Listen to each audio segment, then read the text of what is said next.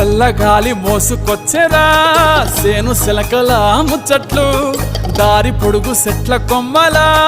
రాలుతున్న పూల సప్పట్లు గట్టి మోపులు కాల్వ గట్టులు చెమట సుక్కల్లో తడిసిన ఈ మట్టి గంధాల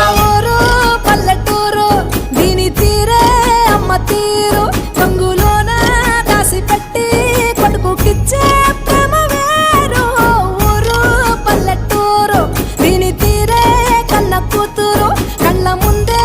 ఎదుగుతున్న సంబరాల పంట పైరు